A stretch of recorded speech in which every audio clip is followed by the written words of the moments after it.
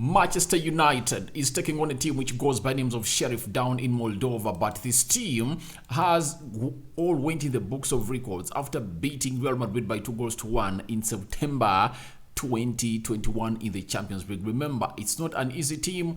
Even the manager of Manchester United, who goes by the names of Erik ten Hag, has come out and said it's not an easy team. You're supposed to really be conscious about it, and we're supposed to really take the favorable conditions so either we beat it and not really allow it to come in on us, because we lost the first game of football as we are playing a side which goes by the names of at Old Trafford. Obviously, the best way to get ourselves back to the levels of really going through this group stage is to go in and really beat them thoroughly at a side which goes by the names of Moldova. Welcome to United Matters channel. How are you guys, and where you watching us from? Rokan David is my name. Smash the like button, comment and share, and if at all you're watching us for the very first time, endeavor to subscribe to this channel so as not to miss out on stories that we do upload in here on a day. Remember, this is our last game until the 1st of October, meaning that from 15th 16th, 17th, 18th, 19th, 20th, 21st. You get? So, we are going to spend close to 2 weeks without playing football as Manchester United. But obviously, to me, I saw a positive in it because Rashford is away, Martial is away, Donny van Beek is away. And by the time we really get done with the international break, these players will be fully fit, and I know we are going to go full strength at a side which goes by names of Man City. Smash the like button, guys. How are you? And your predictions are welcome to the comment section below as Rokan David gets deep into what we call the lineup, the predicted lineup, the match preview, and what changes I believe the manager is going to change, and which players do I believe should be brought in to play for United in there. So, before I really jet into anything else, this is something we should always remember when you're going to play a team which goes by names of Sheriff. Now, on the 28th of September 2021, they beat Real Madrid, not in Moldova, but at Santiago Bernabeu, and Real Madrid was beaten by 2-1. Karim Benzema scored a penalty in the 6th minute, and Yasekorov did the needful and really was the first to score in this game in the 25th minute, and Sebastian Till just broke them down in the 89th minute of the game. So it shows you how good this team is in there for you. I mean, these stats that all of us are really talking about, that Real Madrid had lots of good stats in there for you. Let me show you the stats of the game just a little bit before I really jet into the big reason as to why I've done this video. You see, Real Madrid had 31 shots, they had 4 shots, and Real Madrid had 11 shots on target, and they had only 3 shots. It shows you that this team is really clinical, and they're so much used to this kind of game of really leaving the ball for you and you having a lion's share of the possession. Look at Real Madrid. They had 76% possession and they had only 24%, but they really went ahead to go ahead and really lose to Sheriff. So it shows you how hard they are, and obviously they are really good at parking the bus, and this is something we should put in order when you are going down to side which goes by names of Sheriff. So guys, just know Sheriff is not an easy team. It is not highly rated, but if you really don't go there having it in your mind that anything can happen, then you can find yourself losing your second game of the group. United lost its first game at Old Trafford. Real Sociedad, remember that referee, the penalty really gave out to Real Sociedad, a penalty that everyone was surprised because the ball first struck the thigh of Lisandro Martinez before it hit what we call the hand of Lisandro Martinez, and everyone was so much left in shock by the referee's decision. But obviously, you have to be in the know of everything that is happening in the game of football, because VAR is a joke. Its inconsistency, it's out of this world. What you're supposed to do, go in, score like 3 or 4 goals, and then you'll see yourself out of this mess. So, guys, me and my team, we came up with the team we really believe that should go in and really cause trouble to a side which goes by names of Sheriff in here onto the United Matters channel. And guys, allow me get into this without further ado, but endeavor to subscribe to this channel so as not to miss out on stories that we do upload in here on a daily. Rokan David is my name, and guys, let's get into this. First and foremost, the system. Obviously, we've seen Erik ten Hag change his system once ever since he came in through for Manchester United, and that was in the game of Real Sociedad where he played a 4-3-3, but he later shifted to the system of 4-2-3-1 when he took off a player who goes by names of Eriksson and brought in Bruno Fernandes, and then Freddy and Casemiro were playing as a double midfield pivot, and obviously Bruno Fernandes was playing as a central attack midfielder, Ole Kam, and obviously the rest of the players were really leading the attack of Manchester United. Let's get into this.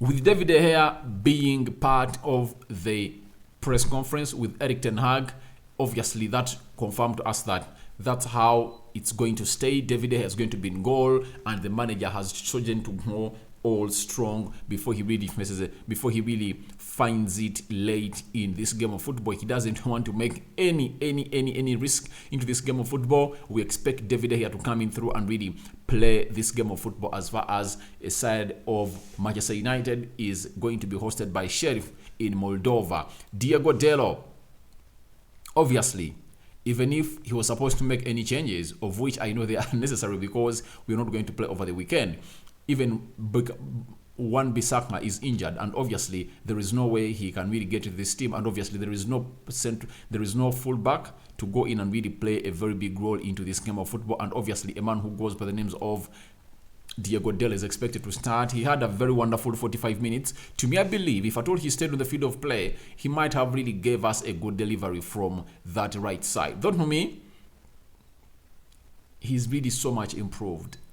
I see no reason of him taking off, because even the manager got to know that we really lack depth onto the right side. I was one of the people who really thought that Lindelof might go in to play a right back, and the manager did it in the second half in the game of Real Sociedad, and obviously guess what happened? That became an avenue for Real Sociedad, and we lost the game because of that position or that substitute that the manager made. So I believe this time around he's going to play 90 minutes, full 90 minutes, and no one is going to take him with the field of play, provided he's still fit. Then Tyrell Malacia played 90 minutes against Real Sociedad, and obviously he is the flying left back, good defensively, good going forward. He gives us composure and calmness every time we're having the ball. Press resistant player. He acts well in tight spaces. Tyrell Malacia making us forget Luke Shaw in there for you. But obviously there is a very big question: can the manager go ahead and really give Luke Shaw some minutes? Reason: Luke Shaw has not been playing football since the game of Brentford.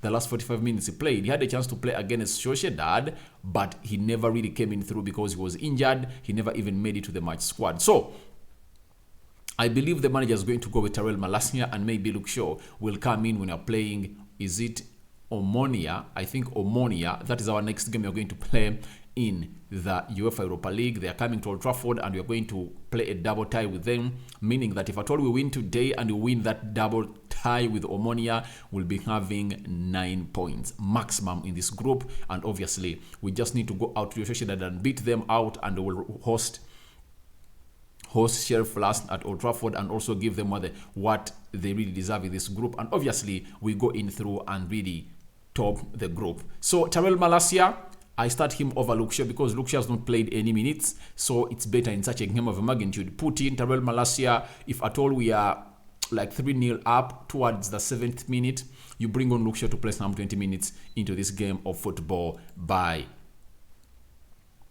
Sheriff and Manchester United. To me, in the game of Real Sociedad, Lindelof played with Harry Maguire, and at half time, Diego Delo was taken off.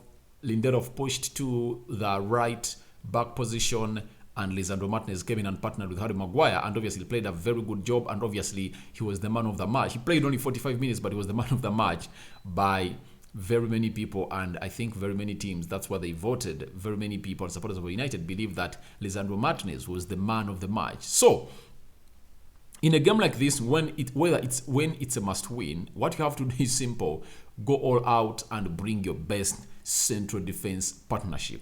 I can't start Harry Maguire. I will go in for a man who goes by the names of Lisandro Martinez and Rafael Varane. Because for me, I know that for any team that plays what we call a deep line, and they want to hit you on the break, they have fast center forwards. And can you trust Harry Maguire or Lindelof in that central defense?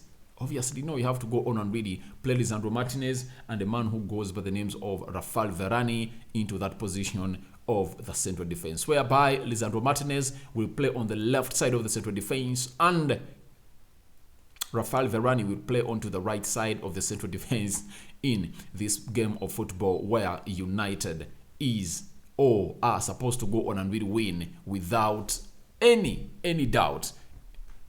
Anything in football is possible, but I know we are really hungry for this win. We should really go on and really win this one in any way possible, whether in the hard ways or soft ways.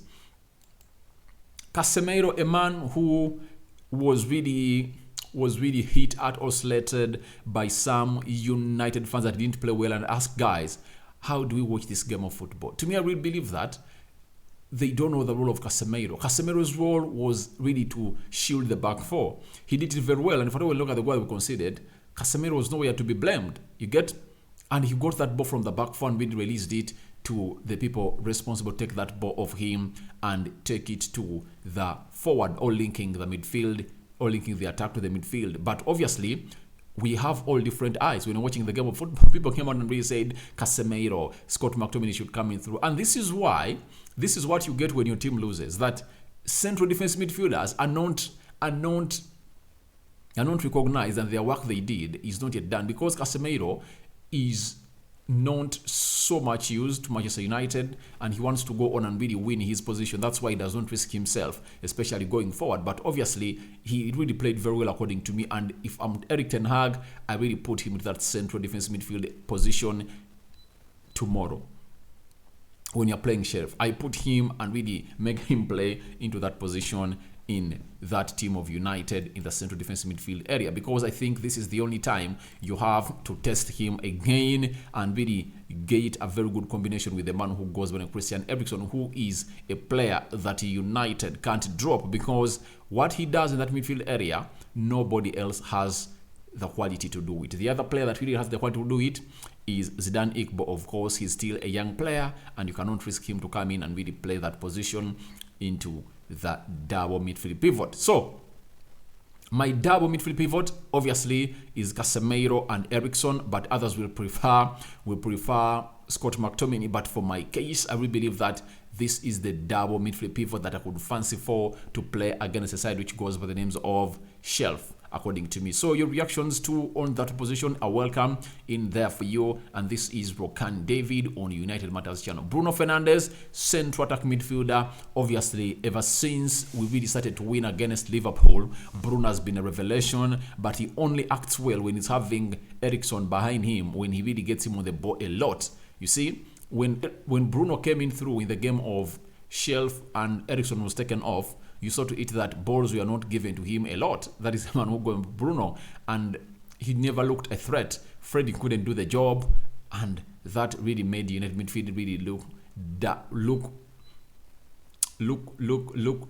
like a threat. We are not a threat in the second half. That's why you saw to it that Ronaldo got so much on the ball in the first half than in the second half, and that brings up to a level of really going in with that midfield three. A double pivot of Casemiro and Eriksen with a cam or a central attacking midfielder in the names of Bruno Fernandes into that system of play. So that is how I believe we should be standing in there, especially as far as the three midfielders are concerned. Now, let's go to the left attacking side of the midfield. To me, I start Jadon Sancho immediately.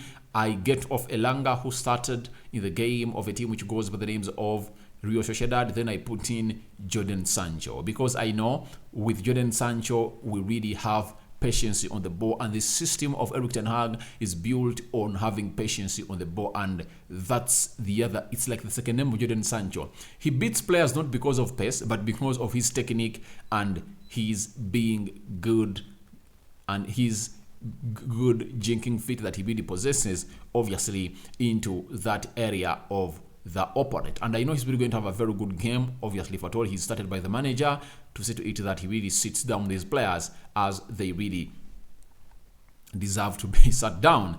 Then on the right attacking side of the midfield, obviously Anthony, shirt number 21, coming in from Ajax, hitting Arsenal immediately when he arrived at Manchester United, and obviously having some cameos in the game of a team which goes by the names of Real Sociedad. But I know the manager is going to start him again because he has not been playing football for the previous 2 weeks.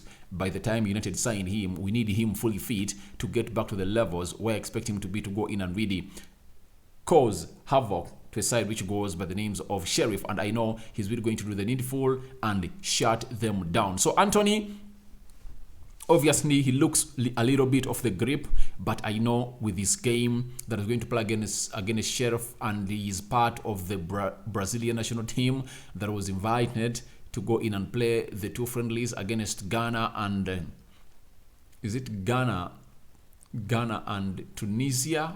They're going to play 2 African teams, and I know he's really going to play a very big role in there. By the time he returns, as we take on a team which goes by the names of Man City, I know he will be ready and back to the grip as he was at Ajax, because he really looks loose sometimes. When he's really getting the ball, he looks not yet up to the level we expect him to be, but the manager said he lacks some physicality as is the new league, but obviously he really get to the levels we expect him to be. Then the other player that is going to lead the line to me is Cristiano Ronaldo. To me, I came out and cited him. People said I have an agenda on Ronaldo. I don't have an agenda on Ronaldo. If he does well, I'll come here and hail him. If he doesn't, I will go on and really hit him directly as we hit other players. He really had a very bad game in the game of Real Sociedad. To me, I believe that most of the goals Ronaldo has scored are not clear-cut chances. Ronaldo scored goals that come out of being second chances, and he had close to 2 or 3 second chances in that game of football when playing a side which goes by the names of Real Sociedad. And second, the reason why I selected Ronaldo is he doesn't maintain the position the manager tells him to be in. He's supposed to be in the box of the area. Why should he drop? Because he's not good at really playing as a holding center forward. You get?